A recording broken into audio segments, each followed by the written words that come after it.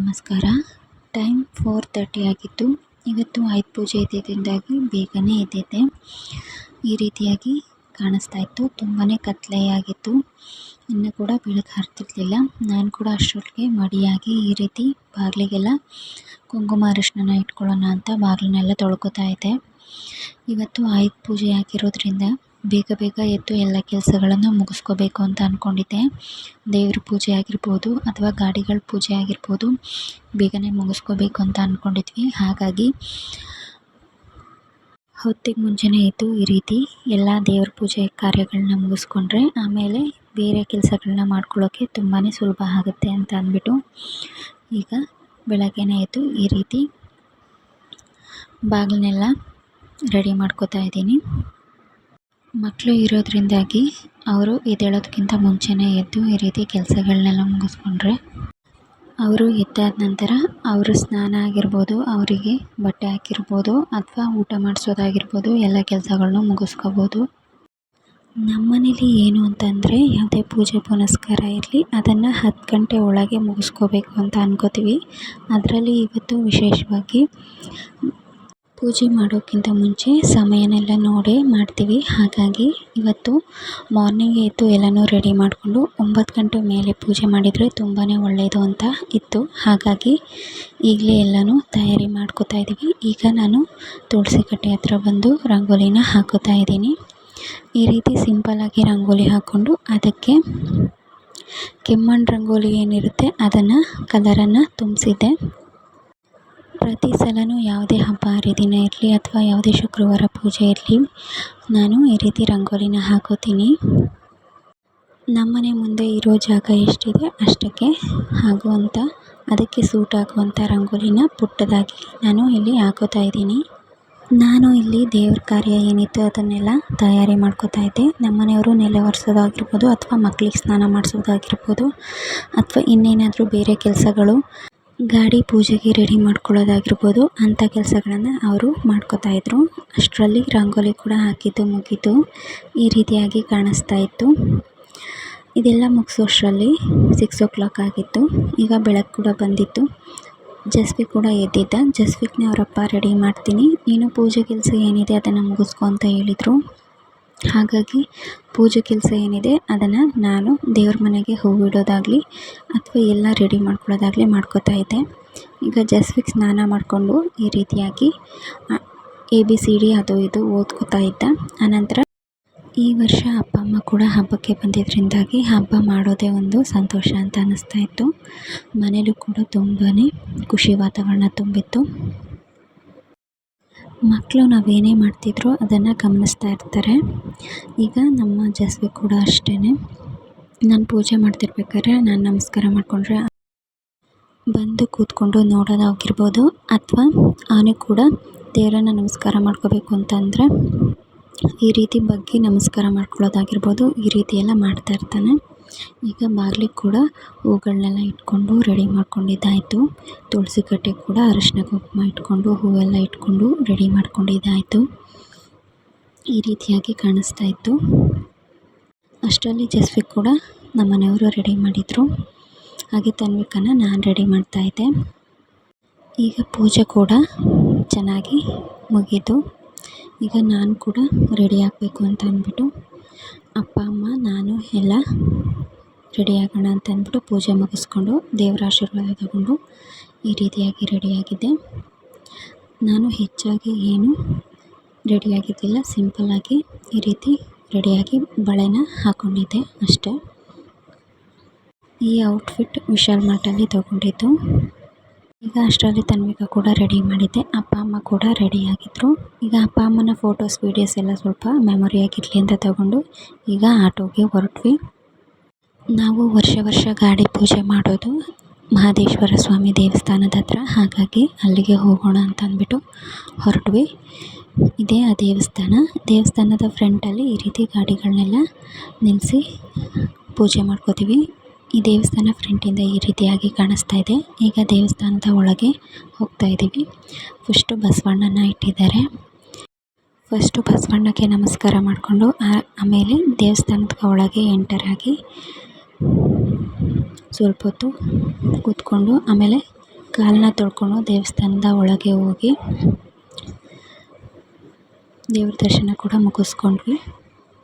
ಈಗ ದೇವಸ್ಥಾನದಲ್ಲಿ ಸ್ವಲ್ಪ ಹೊತ್ತು ಕೂತ್ಕೊಂಡು ಅನಂತರ ದೇವರಿಗೆ ಪ್ರದಕ್ಷಿಣೆ ಹಾಕೋಣ ಅಂತ ಅಂದ್ಬಿಟ್ಟು ಸ್ವಲ್ಪ ಹೊತ್ತು ದೇವ್ರ ಪ್ರದಕ್ಷಿಣೆ ಹೋಗ್ತಾಯಿದ್ದೀವಿ. ಈಗ ದೇವಸ್ಥಾನದ ಪ್ರದಕ್ಷಿಣೆ 3 ಸುತ್ತನ್ನು ಮುಗಿಸ್ಕೊಂಡು ಆನಂತರ ಗಾಡಿ ಪೂಜೆ ಏನು ಮಾಡ್ತಿದ್ದಾರೆ ಅಲ್ಲಿಗೆ ಹೋಗೋಣ ಅಂತ ಅಂದ್ಕೊಂಡಿದ್ವಿ. ಈಗ ದೇವರಿಗೆ ನಾನು ಈ ರೀತಿಯಾಗಿ ನಮಸ್ಕಾರ ಮಾಡಿಕೊಂಡು ಈಗ ದೇವಸ್ಥಾನದಿಂದ ಹೊರಗಡೆ ಬಂದ್ವಿ. ದೇವಸ್ಥಾನದ ಹೊರಗಡೆ ಬಂದುಬಿಟ್ಟು ಈ ರೀತಿ ನವಗ್ರಹಗಳು ಮತ್ತು ತುಳಸಿ ಕಟ್ಟೆಗೆಲ್ಲ ಸುತ್ತಾಕ್ಬಿಟ್ಟು ಸ್ವಲ್ಪ ಹೊತ್ತು ದೇವಸ್ಥಾನದ ಮುಂದೆ ನಾನು ತನು ಅಪ್ಪ ಅಮ್ಮ ಎಲ್ಲರೂ ಸ್ವಲ್ಪ ಹೊತ್ತು ಕೂತ್ಕೊಂಡಿದ್ವಿ. ಈಗ ಅಮ್ಮ ಕೂಡ ನವಗ್ರಹಗಳಿಗೆ ಸುತ್ತಾಕಿದ್ರು. ಈಗ ಪೂಜೆ ಎಲ್ಲ ಮುಗಿದು ಅಪ್ಪ ಎಲ್ಲ ದೇವ್ರನ್ನ ನೋಡಿಕೊಂಡು ನಮಸ್ಕಾರ ಮಾಡಿಕೊಂಡು ಈಗ ಸೀದಾ ಮತ್ತೆ ಗಾಡಿ ಹತ್ರ ಬಂದ್ವಿ. ಇವರು ಗಾಡಿಯೆಲ್ಲ ಇನ್ನೂ ಡೆಕೋರೇಟ್ ಮಾಡ್ತಾಯಿದ್ರು, ಇನ್ನೂ ಮುಗ್ದಿರಲಿಲ್ಲ. ಎಲ್ಲ ಡೆಕೋರೇಷನ್ ಎಲ್ಲ ಮುಗಿದ್ಮೇಲೆ ಪೂಜಾರಿ ಅವ್ರನ್ನ ಕರ್ಕೊಬಂದು ಪೂಜೆ ಮಾಡಿಸೋಣ ಅಂತ ಅಂದ್ಕೊಂಡಿದ್ರು. ಈಗ ಆಲ್ರೆಡಿ ಡೆಕೋರೇಷನ್ ಎಲ್ಲ ಮುಗಿದು ಈ ರೀತಿಯಾಗಿ ಕಾಣಿಸ್ತಾ ಇದೆ. ಹಬ್ಬ ಇದ್ದಿದ್ದರಿಂದಾಗಿ ಜನಗಳು ಬರ್ತಿರೋದ್ರಿಂದಾಗಿ ಪೂಜಾರಿಯವರು ಸ್ವಲ್ಪ ಬ್ಯುಸಿ ಇದ್ದರು. ಈಗ ಪೂಜಾರಿಯವ್ರನ್ನ ಕರ್ಕೊಂಡ್ಬಂದರು. ಈಗ ಪೂಜೆನ ಮಾಡ್ತಿದ್ದಾರೆ.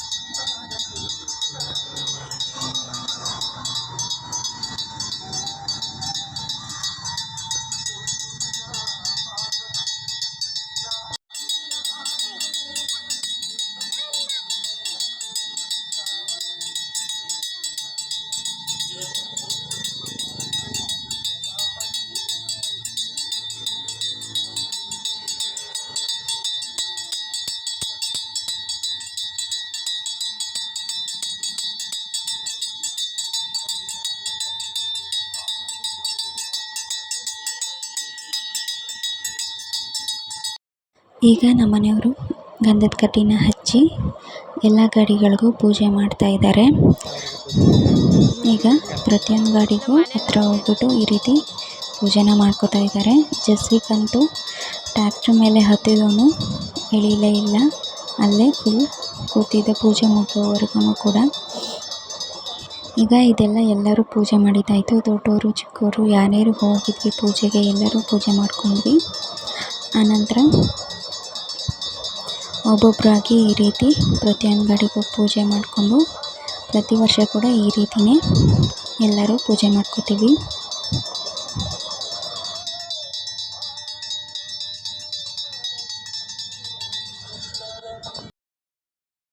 ಈಗ ಎಲ್ಲ ಗಾಡಿಗೂ ಪೂಜೆ ಮಾಡ್ಕೊಂಡಾದ ನಂತರ ಎಲ್ಲ ಗಾಡಿಗೂ ಈ ರೀತಿ ನಮಸ್ಕಾರನ ಮಾಡಿಕೊಂಡು ಆನಂತರ ದೃಷ್ಟಿನ ತೆಗಿತಾರೆ. ಈ ರೀತಿ ಕುಂಬಳಕಾಯಲ್ಲಿ ದೃಷ್ಟಿನ ಆರತಿ ರೀತಿ ತೆಗೆದುಬಿಟ್ಟು ಎಲ್ಲ ಗಾಡಿಗಳಿಗೂ ಮುಂದೆ ಮತ್ತು ಹಿಂದೆ ಎಲ್ಲ ಹೋಗಿ ದೃಷ್ಟಿ ತೆಗೆದುಬಿಟ್ಟು ಆನಂತರ ಈ ರೀತಿ ಕಲ್ಲ ಮೇಲೆ ಹಾಕಿ ಹೊಡೆಯೋ ಸಂಪ್ರದಾಯ.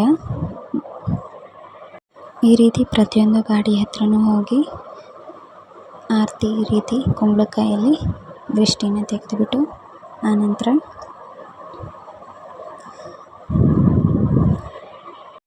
ಟೈರ್ ಏನಿರುತ್ತೆ ಅದರ ಕೆಳಗೆ ನಿಂಬೆಹಣ್ಣ ಇಟ್ಬಿಟ್ಟು ಆಮೇಲೆ ಗಾಡಿನ ಮುಂದೆ ತೆಗೆಯೋದು.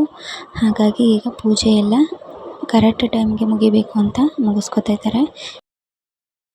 ಎಲ್ಲ ದೃಷ್ಟಿಗಳಿಗಿಂತ ನರದೃಷ್ಟಿನೇ ತುಂಬ ಕೆಟ್ಟದು ಅಂತ ಹೇಳ್ತಾರೆ. ಹಾಗಾಗಿ ನಿಂಬೆಹಣ್ಣು ಮತ್ತು ತೆಂಗಿನಕಾಯಿ ಮತ್ತು ಕುಂಬಳಕಾಯಲ್ಲಿ ಈ ರೀತಿ ದೃಷ್ಟಿ ತೆಗೆದ್ರೆ ಎಲ್ಲ ನರದೃಷ್ಟಿ ಎಲ್ಲ ಕೆಟ್ಟ ದೃಷ್ಟಿ ಹೋಗುತ್ತೆ ಅನ್ನೋದು ಹಿಂದೂ ಸಂಪ್ರದಾಯದಲ್ಲಿ ಎಲ್ಲರೂ ಪಾಲಿಸುವಂತಹ ಒಂದು ನಂಬಿಕೆ. ಈಗ ಕುಂಬಳಕಾಯಿನ ಹೊಡಿತಾ ಇದ್ದಾರೆ. ನಾವು ಕೂಡ ಇವಾಗ ಗಾಡಿಗಳೆಲ್ಲ ಚೆನ್ನಾಗಿ ಕೆಲಸ ಸಿಗಲಿ, ಹಾಗೆ ಎಲ್ಲ ಚೆನ್ನಾಗಿ ಕೆಲಸಗಳು ನಿರ್ವಿಘ್ನವಾಗಿ ಮುಗೀಲಿ ಅಂತ ಬೇಡ್ಕೊಂಡ್ವಿ. ಈಗ 2 ಕುಂಬಳಕಾಯಿಗಳನ್ನ ಹೊಡಿತಾ ಇದ್ದಾರೆ. ಇದಾದ ನಂತರ ನಾವು